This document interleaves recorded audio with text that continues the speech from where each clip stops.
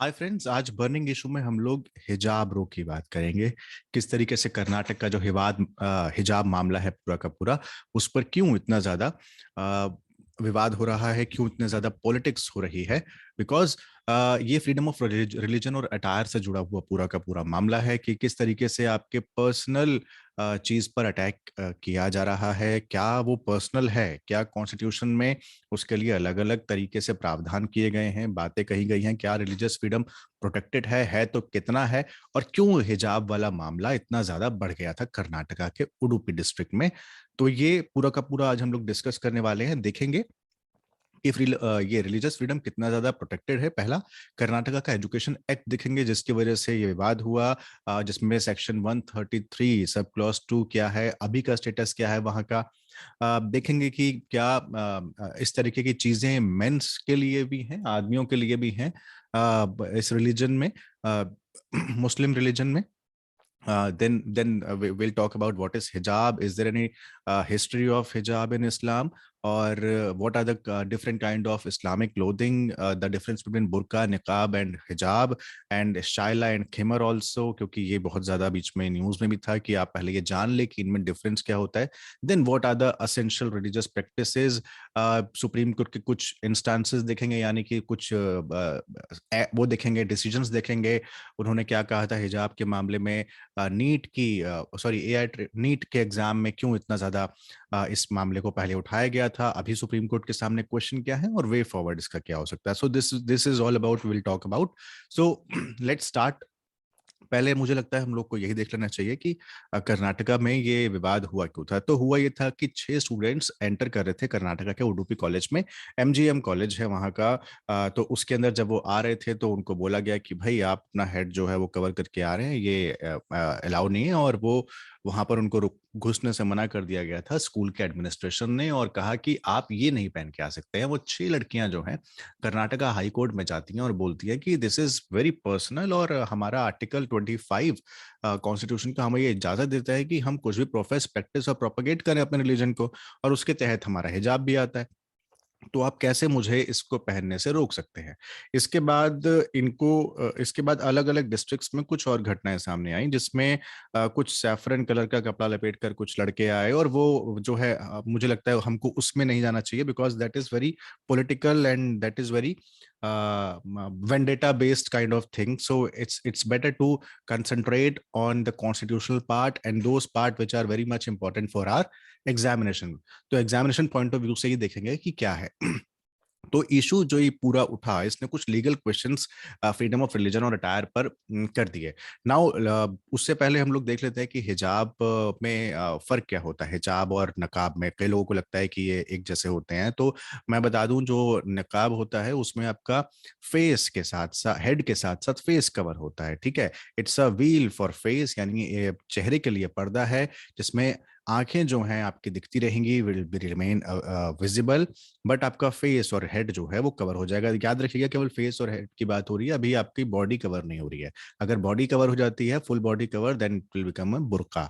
Then अगर आपका केवल फेस पूरा दिखता है, बॉडी भी दिख रही होती है, बॉडी एज इन की बॉडी भी कवर नहीं होती है और आपका फेस भी कवर नहीं होता है, केवल आपका हेड कवर होता है, देन इट इज हिजाब। हिजाब it's a kind of square scarf. आप सर्दियों में स्कार्फ पहनते हैं, अपने कान और सर को ढकते हैं, it's same like that only, है ना। और इसके बाद अगर आप शायला को लेंगे तो वो जो है एक लंबा स्कार्फ है, आपका चेहरा उसमें भी दिखता है, और आप ऐसे करके दुपट्टे की तरह उसको डालते हैं। देन खिमर में क्या होता है, वो केप लाइक कवरिंग हेयर, नेक और शोल्डर, यहाँ पूरा आपको शोल्डर और हेयर सब कुछ कवर कर रहा है, तो दिस इज कॉल्ड खिमर। तो ये एक डिफरेंस था हिजाब, निकाब, बुर्का और खिमर में।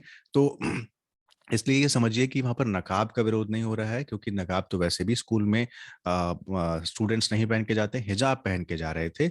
इस वजह से ये पूरा का पूरा मामला उठा कि हिजाब में क्या दिक्कत है। तो रिलीजियस फ्रीडम कैसे प्रोटेक्ट करता है हमारा कॉन्स्टिट्यूशन? आर्टिकल 25 कह रहा है कॉन्स्टिट्यूशन का कि आप कोई भी रिलीजन को प्रोपोगेट, प्रोफेस और प्रैक्टिस कर सकते हैं, आपको पूरा पूरा अधिकार है। लेकिन साथ में नेगेटिव लिबर्टी है। ये नेगेटिव लिबर्टी किस सेंस में है? इसका मतलब ये है कि आप स्टेट को ये इंश्योर करना पड़ेगा कि वो इसके बीच में इंटरफेयर नहीं करेगा, ऑब्स्टेकल नहीं लगाएगा फ्रीडम, रिलीजियस फ्रीडम को एक्सरसाइज करने के लिए, ठीक है। यानी आप धार्मिक आजादी आपको हर तरह की है, और राज्य उसमें हस्तक्षेप नहीं करेगा, उसमें इंटरफेयर नहीं करेगा और कोई बाधाएं नहीं लगाएगा। हाउएवर, बाकी फंडामेंटल राइट्स की तरह स्टेट रिस्ट्रिक्ट कर सकता है, लेकिन वो ग्राउंड क्या होंगे? Public order, decency, morality, health और अदर स्टेट इंटरेस्ट, है ना। केवल ये एक तरीके की लिबर्टी स्टेट को दी गई है, लेकिन साथ में ये भी कहा गया है इंटरफेरेंस आप नहीं करेंगे किसी धर्म के अंदर, है ना। तो आर्टिकल 25 क्या कहता है? People have right to profess, practice and propagate any religion under the constitution. और उसका उसका जज कौन होगा? तो every person is a final जज, कि मैं किस धर्म को अपनाऊंगा, मुझे कोई सिखाने नहीं आएगा। या उसके पार्टनर का धर्म क्या होगा, तो मैं किसी को सिखाने नहीं जाऊंगा। कोर्ट ये तय नहीं करेगा कि आपको ये धर्म अपनाना है, आपके पार्टनर को ये धर्म अपनाना है। ये अधिकार केवल आपके पास में है। तो religious faith is a part of fundamental right to privacy, ठीक है, कि ये आपकी प्राइवेसी का मामला भी है और ये आपका फंडामेंटल राइट तो है ही। तो रिलीजियस फेथ आपका फंडामेंटल राइट बनता है, यहाँ पर आपकी प्राइवेसी का पार्ट बनता है, और ये आप ही तय करेंगे। तो ये आर्टिकल 25 का सब क्लॉज 1 बोलता है, ठीक है। नाउ कर्नाटक एजुकेशन एक्ट में क्या था? कर्नाटक एजुकेशन एक्ट में स्टूडेंट्स को कहा गया था कि वो ड्रेस अपने चूज करेंगे, और वो चूज एक अपीलेट होगा committee of the administrative board, जो कि प्री यूनिवर्सिटी कॉलेज या फिर कॉलेज डेवलपमेंट कमेटी होगी, वो तय करेगी। और वो ये प्रोवाइड करेगा, एक्ट के तहत प्रोवाइड किया जाता है कि एजुकेशनल इंस्टीट्यूट का डेवलपमेंट किस तरीके से प्लान किया जाए, हेल्थ एजुकेशन प्रैक्टिस कैसे प्रोपेगेट की जाए वहां पर, कैसे ऑर्गेनाइजेशनल डिसिप्लिन लाया जाए, मेंटेन किया जाए स्टैंडर्ड ऑफ एजुकेशन, कंट्रोल किया जाए एजुकेशनल इंस्टीट्यूट को स्टेट में, मतलब स्टेट का कंट्रोल एक तरीके से होना चाहिए, और with the objective of fostering harmonious development, यानी एक ओवरऑल एक हार्मोनियस डेवलपमेंट मेंटल और फिजिकल लेवल पे स्टूडेंट्स का होना चाहिए। Now what is article 133 sub clause 2? 133 sub clause 2 कहता है कि एक यूनिफॉर्म स्टाइल ऑफ क्लोथ होगा जो कि सबको पहनना कंपलसरी होगा, लेकिन प्राइवेट स्कूल एडमिनिस्ट्रेशन चाहे तो अपनी चॉइस के यूनिफॉर्म, मतलब ला सकते हैं, ठीक है। तो आपने देखा ही है प्राइवेट स्कूल्स के अलग अलग यूनिफॉर्म्स होती हैं, बट एक uniform style of clothes has to be worn, that is compulsory. तो ये मैंडेट कर दिया गया, एक कंपलसरी कर दिया गया, और कहा गया कि ऑफिसर्स को ये डायरेक्शन दिए, इसने डायरेक्शन दिए स्टेट लेवल पे, स्टेट को पावर दी कि वो ऑफिसर्स को ये डायरेक्शन दे, अथॉरिटीज को ये डायरेक्शन दे कि वो कंट्रोल, मतलब अपने कंट्रोल में ये देखें कि किस तरीके से ये एक्ट को लागू किया जा रहा है या नहीं किया जा रहा है, और it shall be the duty of officer authority to comply with the direction. अब करंट स्टेटस क्या था? करंट स्टेटस ये था कि कोर्ट ने ये कंसिडर किया कि इशू, अब करंट स्टेटस में ये, और ये जो आपने देख रहे हैं कि uniform style of clothes has to be worn compulsory, इसी के तहत जो है उनको मना किया गया 6 लड़कियों को कि भाई 6 गर्ल्स को कि you can not wear this hijab it, and it is an obstacle in the act which says that a uniform style of clothes has to be worn, that is compulsory, and you are wearing hijab, that is not written anywhere in that section. However जब उन्होंने कहा कि वो वहां नहीं लिखा है, but article 25 के तहत तो आता है, और कोई भी कानून संविधान से बड़ा तो हो नहीं सकता, उसके दायरे में उसको रख के देखना चाहिए। Now the court is considering the issue whether the wearing of head scarf, that is hijab, comes within the fundamental right under article 25 और not. So this is the whole question. Now तब तक के लिए Karnataka high court ने एक interim order pass किया और कहा कि जब तक मैटर पेंडिंग है कोर्ट के सामने, सभी स्टूडेंट्स और सभी स्टेक होल्डर्स को रिलीजियस गारमेंट या रिलीजियस कपड़े पहनने से रोका जा रहा है। वो नहीं पहनेंगे जब तक के लिए, कब तक के लिए? जब तक कोर्ट के सामने अभी ये ऑर्डर पेंडिंग है। तो अभी आप रोक लगा दी गई है कर्नाटक हाई कोर्ट ने वहां पर। Now why do some Muslim wear burqas? मुझे लगता है इस क्वेश्चन पे हम लोग को जाना भी नहीं चाहिए, हालांकि ये एक रिलीजियस स्क्रिप्चर्स है, रेफरेंस दिया जाता है, और ये बड़ा ही ओपन इंटरप्रेटेड है, इस पे अलग अलग लोग अलग अलग राय देते हैं। कुछ स्कॉलर्स का कहना है कि रिलीजियस ऑब्लिगेशन है, कुछ का कहना है कि पैट्रियार्की सोसाइटी जब बाद में बनी उसके बाद से इसको लाया गया। तो ये बहुत ही ओपन एंडेड क्वेश्चन है, और मुस्लिम स्कॉलर्स का इस पे अलग अलग विचार आते रहते हैं। तो मैं वैसे भी ये आपको इंडियन एक्सप्रेस के एक एक्सप्लेनर के हिसाब से इसको समझा रहा हूँ, क्योंकि वहाँ पे बर्निंग इशू आया था। मुझे लगता है कंट्रोवर्शियल भी है, तो इसमें हम लोग को नहीं जाना चाहिए, और that is this is not important for us also, because कोई भी चीज अगर ओपन एंडेड होती है तो उसके कई सारे इंटरप्रिटेशंस होते हैं और आपको ये नहीं पता लगता है कि आप किस मतलब क्या है। तो आपको दो चीजें याद रखनी है, कोई कहता है कि ये रिलीजियस ऑब्लिगेशन है, तो दूसरा व्यक्ति बोलता है ऑब्लिगेशन नहीं है, ये ऑब्लिगेशन बनाया गया है पेट्रियार्कल सोसाइटी ने, ताकि आप अपने समाज की महिलाओं को दबा कर रख सके एंड और उसको नाम दे सके to cover and to be the modest, है ना। तो ये चीजें आदमियों के साथ क्यों नहीं होती? तो ये this is very, there are many variations and interpretations of this quote. Now what is हिजाब हम लोगों ने देख लिया। हिस्ट्री ऑफ हिजाब इन इस्लाम की अगर बात करें तो मोहम्मद पैगंबर के टाइम पर क्या पर्दादारी थी, तो हिस्ट्री के पीसेस बोलते हैं कि ये जो पर्दा था ये अरब में नहीं इंट्रोड्यूस किया गया था लास्ट प्रॉफिट ऑफ इस्लाम के द्वारा, लेकिन एग्जिस्ट था कहीं कहीं हाईली सोशल स्टेटस के लेवल पर, जो ऊंची सीटाडेल पे जो लोग रहा करते थे, एक तरीके में समझाने के लिए बोल रहा हूँ, है ना। जो सीटाडेल वाली सोसाइटीज थी वो उसके के साथ ये जुड़ा हुआ था, है ना। ये हिस्ट्री के कुछ कुछ पीसेस बताते हैं। हालांकि ये भी एक तरीके से, इस पर भी कई लोग आपत्ति जताते हैं, बोलते हैं कि ये सही नहीं है। तो धीरे धीरे जब इस्लाम प्रोपगेट हुआ मिडल ईस्ट से अफ्रीका, सेंट्रल एशिया और बाकी सोसाइटीज में, अरेबियन सी के पास आया, तो इसने वहाँ के लोकल पर्दा के जो कस्टम्स थे, लोकल पर्दादारी के विलिंग के जो कस्टम्स थे, उसको अपनाता चला गया और बाकियों को इन्फ्लुएंस करता चला गया। लेकिन ये जो व्हीलिंग थी, ये जो पर्दादारी थी, ये कभी भी कंपलसरी नहीं था, और ना ही बहुत सारी जनरेशन्स में इसको मान्यता मिली, एक्सेप्ट भी नहीं किया गया था, स्पेशली आफ्टर मोहम्मद। बट धीरे धीरे जब मेल डोमिनेंस बढ़ता गया, लीगल स्कॉलर्स आते गए और रिलीजियस और पॉलिटिकल अथॉरिटीज बढ़ती गई, तो पर्दादारी का डोमिनेंस बढ़ता गया ताकि महिलाओं को शामिल ना किया जाए। They lost in society due to the profits egalitarian reforms, है ना। तो डोमिनेंस अपना दिखाने के लिए आपको कुछ चीजें हटानी पड़ती हैं, कुछ अमेंडमेंट्स करने पड़ते हैं। तो वो अमेंडमेंट्स में से एक ये भी था, जैसे मान लीजिए किसी को 20 साल सत्ता में रहना हो, तो वो रशिया के प्रेसिडेंट की तरफ कॉन्स्टिट्यूशनल अमेंडमेंट कर देगा और कहेगा कि हमेशा के लिए मैं ही प्रेसिडेंट रहूंगा, है ना। आपको कोई चीज हटानी हो तो आप किसी की मूर्ति तोड़ देंगे, और आप उस मूर्ति तोड़ने की जगह किसी और की मूर्ति वहां खड़ी कर देंगे, जो कि हमारे या फिर किसी और देश में हो, मतलब कई जगह पर होता भी है, बहुत सी जगहों पर होता है। आप किसी का दिखाने के लिए कि उसकी इम्पोर्टेंस क्या है, सब अपने अपने नायक, अपने अपने हीरोज को लेकर आते हैं, और जो ऑलरेडी हीरो होता है आप उसको विलन दिखाने की कोशिश करते हैं। तो दिस इज हाउ सोसाइटी या फिर सत्ता, दिस इज हाउ, क्या वर्ड मैं यूज करूं, this is how dominance, or the society of the dominant society works. This is how authoritarianism works, है ना। तो इस तरीके से अथॉरिटेरियनिज्म काम करता है, तो डेमोक्रेसी इस तरीके से काम नहीं करती है ना। Now veiling by upper class in Arab women, तो upper class Arab women adopt किया विलिंग को, उन्होंने अडॉप्ट किया, तो the poor ones were slow to adopt as interferes with the work in the field, क्योंकि उनको काम करने जाना होता था बाहर।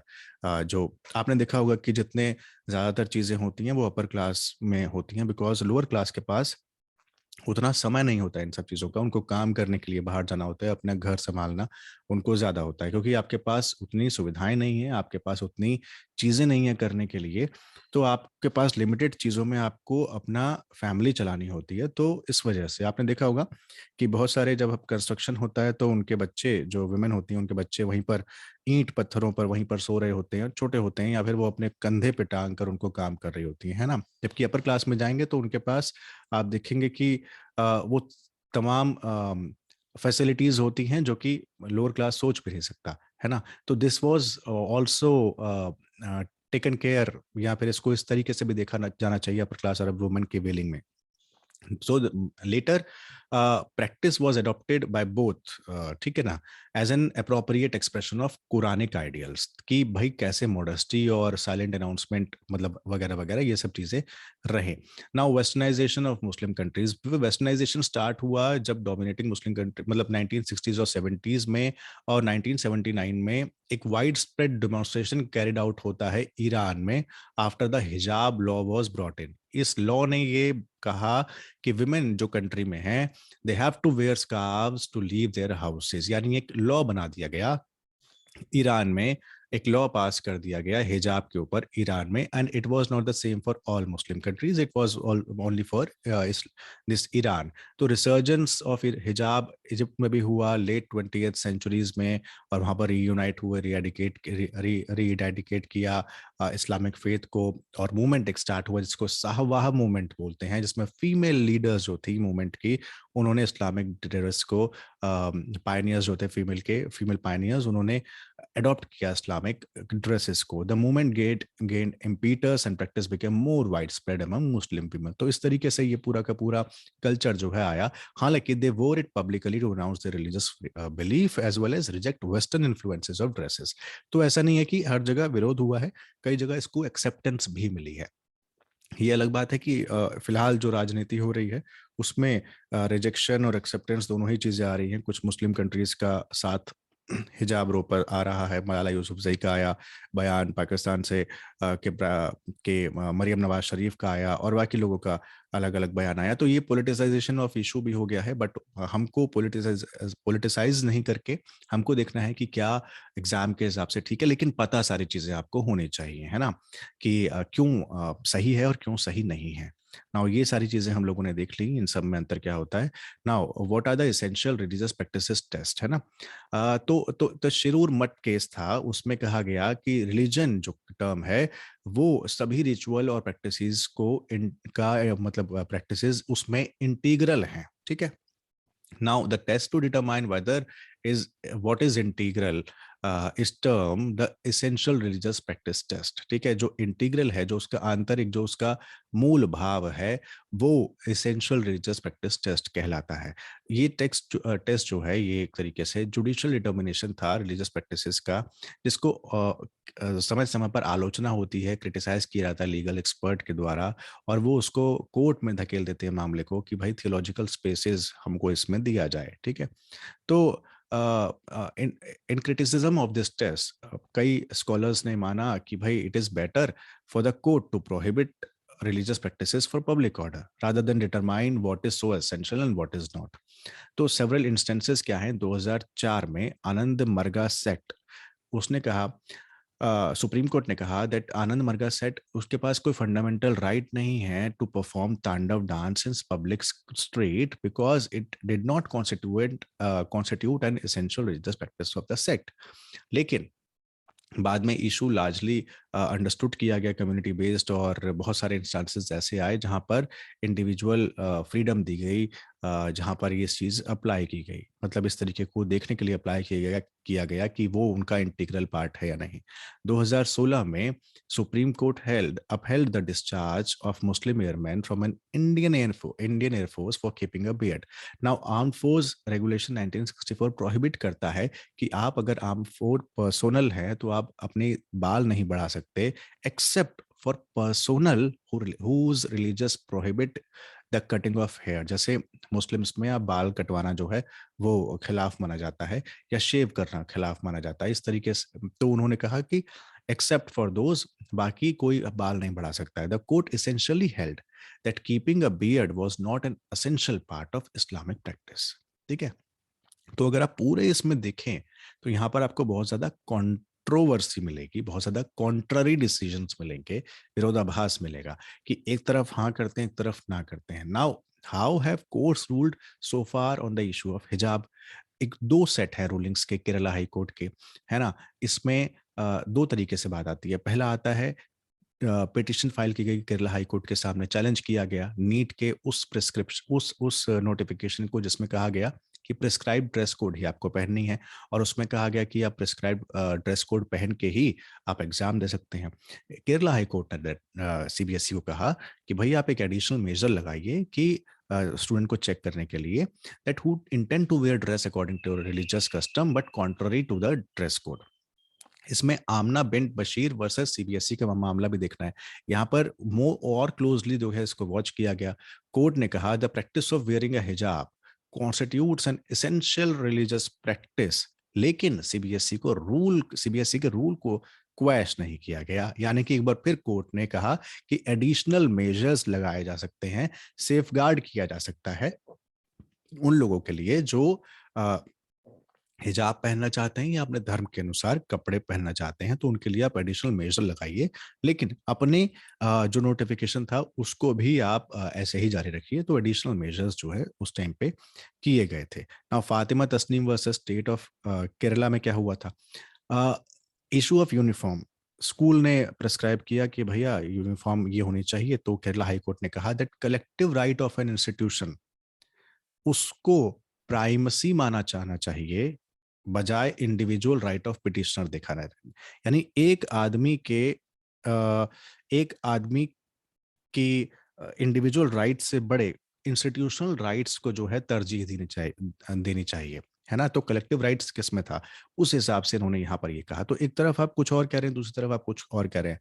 तो इस तरीके से पूरा का पूरा एक इसको समय समय पर आने वाली चीजों के हिसाब से इसको देखा गया, यानी इसकी इंटरप्रिटेशन उस टाइम के केस के हिसाब से होने लगी। इस तरीके से आप देखेंगे तो बहुत सारे क्वेश्चन सुप्रीम कोर्ट के सामने हिजाब को लेकर और इस पूरे स्कोप को लेकर रिलीजियस फ्रीडम के खड़े हो जाते हैं। जैसे what is the scope and ambit of right of freedom of religion under article 25 of the constitution?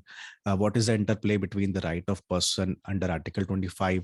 whether right of religious denomination are subject to the provision of the part 3 of the constitution, है ना? what is the scope and extent of judicial review, हो सकता है कि नहीं हो सकता religious practice का, refer to article 25. what is the meaning of expression, sections of Hindu, जो article 25 सब clause 2 के सब clause B में लिखा गया है ना? तो ये तमाम चीजें हैं जो सुप्रीम कोर्ट के सामने हैं और इस पर जो है पेंडिंग है कॉन्स्टिट्यूशन बेंच में, नाइन जजेस की बेंच पे, और 2 साल हो चुका है इसको। यहाँ पर देखिए मैंने लिखा भी है, which has been pending before a constitutional bench of 9 जजेस। इस पर फैसला आना बाकी है। अब इसका वे फॉरवर्ड क्या हो सकता है? देखिए बहुलतावाद, यानी एक आदमी की बात ना होकर तमाम आदमियों, धर्मों और जातियों की बात हो, समावेशी हो, इंक्लूसिवनेस हो, ये रिलीजियस फ्रीडम का मूल करेक्टर होता है ना? It's purpose is to promote social harmony. आप समाज में सामाजिक सौहार्द बढ़ाएं, विविधता को तरजीह दें, है ना? ये होना चाहिए रिलीजियस फ्रीडम। किसी एक रिलीजन पर कोई भी चीज जब उसको मानेगी तो वो इंक्लूसिवनेस की डेफिनेशन में नहीं आता है। तो there is no one uniform code today which is mandated throughout the state. It would be depress, मतलब बहुत ही डिप्रेसिंग होगा अगर इस तरीके का गवर्नमेंट से रिस्पॉन्स आता है जो कि प्रायोरिटाइज करता है यूनिफॉर्मिटी को डाइवर्सिटी की जगह, है ना? तो religious fanaticism whether by the majority or the minority has only damaged the secular mosaic। ये जो धार्मिक कट्टरता होती है, भले ही वो मेजोरिटी की तरफ से आए या माइनॉरिटी की तरफ से आई, वो सेकुलरिज्म के लिए ठीक नहीं है ना? वो उसको खत्म ही करती है, बर्बाद ही करती है। तो despite many criticism of the practice of hijab being oppressive and detrimental to the women's equality, many Muslim women view the way of dress to be the positive thing. तो आपको ये भी समझना होगा कि इसकी आलोचना केवल इस तरीके से, मतलब इसको केवल इस तरीके से कुछ लोग देखते हैं कि ये बड़ा ऑप्रेसिव है वुमेन की इक्वालिटी के लिए, लेकिन बहुत सारी महिलाएं इसको ठीक भी मानती हैं, है ना? तो ड्रेस कोड को आपको एक तरीके से तमाम चीज़ों के दायरे में रखकर देखना होगा। आप केवल एक चीज़ के हिसाब से उसको नहीं देख सकते हैं, ठीक है? तो तमाम धर्मों के आलोक में उसको समझना होगा, तमाम केसेस के आलोक में उसको देखना होगा, कॉन्स्टिट्यूशनैलिटी के हिसाब से देखना होगा, धर्म के हिसाब से देखना होगा और इंक्लूसिवनेस के हिसाब से देखना होगा कि इक्वालिटी कहाँ पर जाकर खड़ी होती है और कहाँ पर आपका सेकुलरिज्म को धक्का नहीं पहुँचता है, बिकॉज़ वो आपके कॉन्स्टिट्यूशन का एक एसेंशियल पार्ट है। So this was all about the religious freedom protected under the Constitution and what High Court is saying right now, and the case is pending before the uh, uh, larger bench of the High Court। और ये मामला अभी कुछ कुछ चीज़ों के मामले में सुप्रीम कोर्ट में भी 9 जजेस की जो बेंच है उसके सामने पेंडिंग है, तो वो भी डिसीजन आएगा तो देखते हैं क्या होता है। So this was all about the hijab row and this was the development in this issue. So अगर आपको अच्छा लगा तो प्लीज मुझे कमेंट करके बताइए कि आपको ये पूरा का पूरा बर्निंग इशू कैसा लगा। आप क्या सोचते हैं इसके मामले में, आपके लिए क्या होना चाहिए, आपका क्या कहना है इस पूरे के पूरे बर्निंग इशू पर। प्लीज अपनी स्टेटमेंट्स, अपने विचार, अपने व्यूज मुझे कमेंट बॉक्स में जरूर बताइए। This was all about in this burning issue. Thank you so much. Good luck.